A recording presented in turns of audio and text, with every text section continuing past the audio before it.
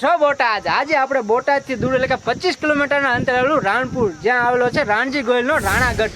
તો મિત્રો, મારે તમને રાણાગઢના દર્શન કરાવવાના છે, તેમજ તેમના ઇતિહાસ વિશે 2 વાક્યો પણ કહેવાના છે. મિત્રો, મારે બહુ જાજુ કહેવાની જરૂર નથી, કેમ કે રાણા વિશે તો આપણને ખબર ન હોય એવું બને જ નહીં, કેમ કે આપણે ગુજરાતના વાસી એટલે રાણાના ઇતિહાસ વિશે ન ખબર એવું ન બને, અને ન ખબર હોય તો ગૂગલમાં સર્ચ કરી લેવું.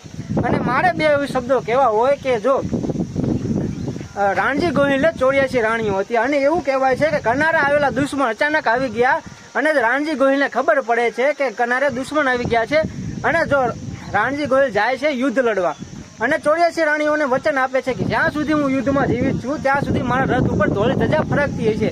અને ભાઈ રાણજી ગોહિલ તો નીકળી જાય છે યુદ્ધમાં બાકાજીકી બોલાવવા, અને યુદ્ધમાં બાકાજીકી ચાલુ છે ત્યારે રાણજી ગોહિલનો વિજય થાય છે, અને વિજયમાં રાણજી ગોહિલ નીકળે છે પાછા આવવા માટે, અને ત્યાં ઘોડાઓને પાણી પાવા માટે વાવમાં ઉતારે છે.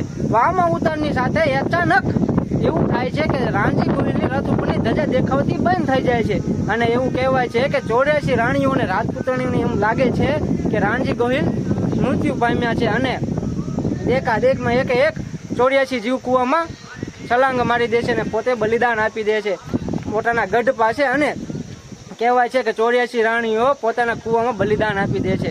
મિત્રો, આ તો આપણે રાણાગઢનો ઇતિહાસ.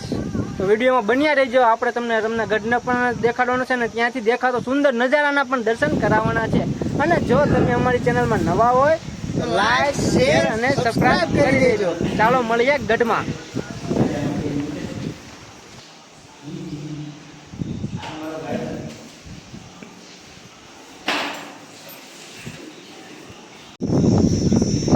અત્યારે રાણપુરના રાણાગઢમાં છીએ. જોતો નજારો છે, ડાર્ક છે.